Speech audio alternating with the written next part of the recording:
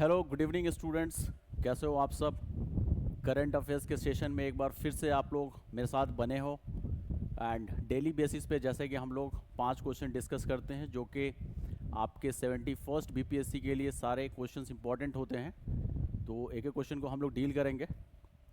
पहला क्वेश्चन है कि the vice president of India is elected by which of the following. ठीक है, तो इनमें से कौन जो है वाइस प्रेसिडेंट के इलेक्शंस में पार्टिसिपेट करते हैं? ठीक है, किनके द्वारा किया जाता है वाइस प्रेसिडेंट का इलेक्शन?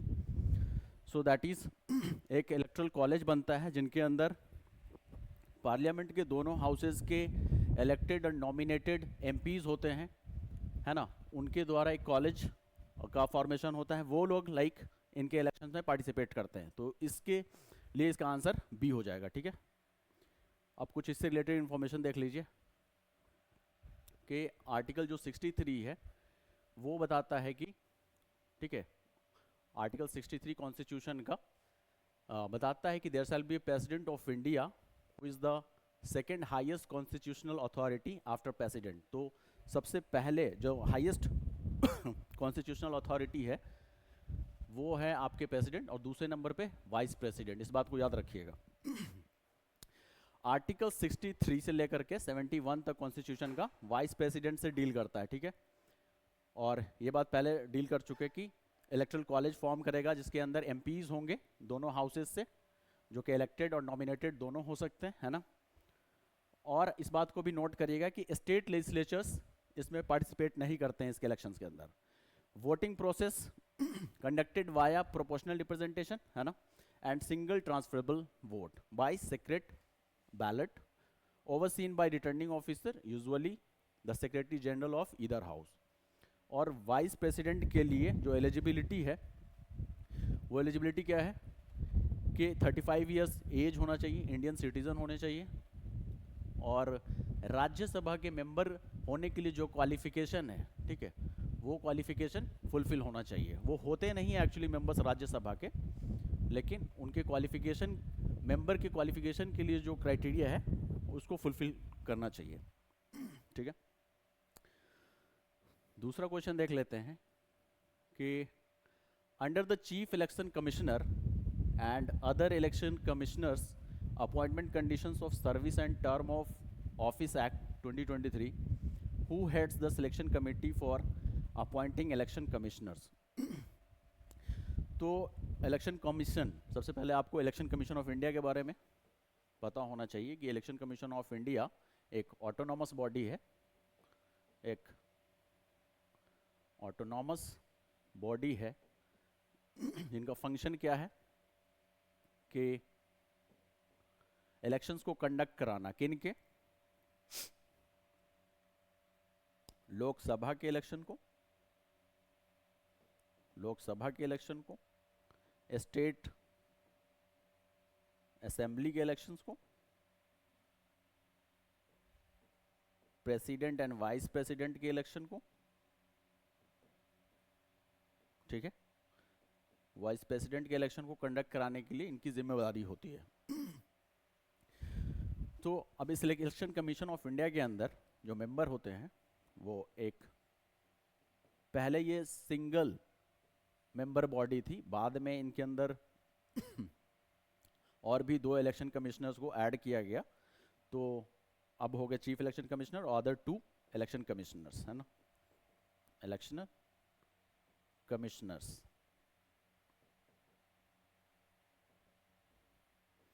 तो ये 3 मेंबर बॉडीज है, और इनके अंदर चीफ इलेक्शन कमिश्नर और दूसरे जो इलेक्शन कमिश्नर्स हैं इनके अपॉइंटमेंट के लिए पहले क्या होता था कि एक सिंगल मेंबर बॉडी थी, तो उसमें प्रेसिडेंट जो है डायरेक्टली किसी भी ब्यूरोक्रेट को अपॉइंट कर लेते थे वो। तो बाद में इसमें कंसर्न जताया गया, फिर तो एक केस जो है सुप्रीम कोर्ट के अंदर फाइल किया गया, जिस केस का काफ़ी इंपॉर्टेंट नाम है, आप याद रखिएगा, अनूप बर्नवाल केस नाम है। ठीक है, अनूप बर्नवाल केस। ठीक है, इसके तहत जो है उसने डिमांड किया है कि मैं मतलब जो है और भी ट्रांसपेरेंसी होना चाहिए इसके अंदर, इस तरीके से नहीं। तो उसके बाद सुप्रीम कोर्ट का ऑर्डर आया और एक पैनल का गठन किया गया उस पैनल के अंदर प्राइम मिनिस्टर हुआ करते थे and chief justice of India और लीडर ऑफ ऑपोजिशन, ठीक है। फिर बाद में इसको 2023 के अंदर क्या हुआ कि एक बिल ला करके, कानून ला करके इसको बदला गया और उस पैनल के अंदर प्राइम मिनिस्टर होते हैं, दूसरे मेंबर आपके एक यूनियन के मिनिस्टर और लीडर ऑफ ऑपोजिशन। तो सीजेआई को यहाँ पे रिप्लेस कर दिया गया। इस बात को याद रखिएगा कि सीजेआई को रिप्लेस कर दिया, यहाँ पे यूनियन के एक मिनिस्टर को ऐड किया गया है, यूनियन के एक मिनिस्टर को इनके जगह पे लाया गया है, ठीक है। तो अभी ये 3 मेंबर पैनल बॉडी है जो कि इलेक्शन कमिश्नर और चीफ इलेक्शन कमिश्नर के अपॉइंटमेंट के लिए काम करती है, ठीक है। इस इंफॉर्मेशन को आप याद रखिएगा।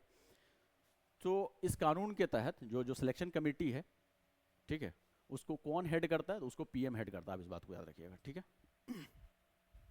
वही सारा इंफॉर्मेशन जो हमने डिस्कस किया, ठीक है। क्वेश्चन नंबर 3 देख लीजिए कि which global financial institution recently revised India's financial year 26 GDP growth forecast upward to 7.3%। तो कौन सा फाइनेंशियल इंस्टीट्यूशन जो है हाल ही में इंडियाज के फाइनेंशियल ईयर 26 की जीडीपी की ग्रोथ को फोरकास्ट किया है इतने परसेंट तक? सो that is IMF, international monetary fund, international economic institution है, ठीक है। इसके बारे में थोड़ा सा इंफॉर्मेशन आप रखिए कि आईएमएफ का इस्टेब्लिशमेंट कब हुआ था?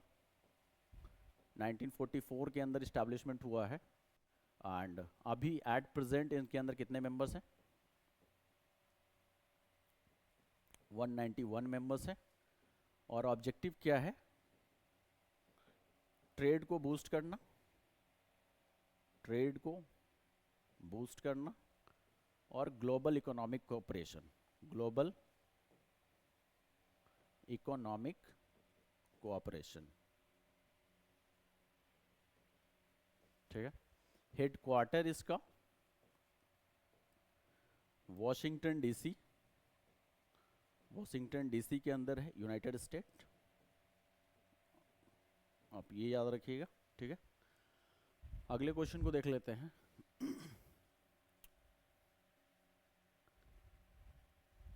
Next question is the Trimbakeshwar temple was in the news recently, it is associated with, तो किस चीज से एसोसिएटेड है ये? Okay, so this is associated with jyotirlinga of Lord Shiva, ठीक है। इसके रिगार्डिंग कुछ इंफॉर्मेशन देख लीजिए कि ये जो टेम्पल है कहाँ लोकेटेड है? नासिक के अंदर, महाराष्ट्र में। One of the 12 jyotirlingas of Shiva, ठीक है। तो 12 ज्योतिर्लिंगास शिवा के उसमें से एक है ये, famous as the source of Godavari river, ठीक है। और न्यूज़ में इसलिए बना हुआ है कि इसके एंट्री और रिचुअल्स के कारण कुछ कंट्रोवर्सी था, इसलिए न्यूज़ में था ये, ओके। लास्ट क्वेश्चन देखिए कि Bihar Jeevika recruitment is being conducted under which larger national framework, ठीक है। तो जीविका, जिसको बिहार में BRLPS के नाम से जाना जाता है, बिहार रूरल लाइवलीहुड मिशन, काम क्या है? जो ग्रामीण क्षेत्र है उसका डेवलपमेंट हो और वीमेन और जो भी वीकर सेक्शन है उनका डेवलपमेंट, उनके एम्प्लॉयमेंट के लिए काम करती है, ठीक है। तो ये किस नेशनल लेवल के कौन से बड़े फ्रेमवर्क के अंदर आता है? So that is NRLM, full form है नेशनल रूरल लाइवलीहुड मिशन।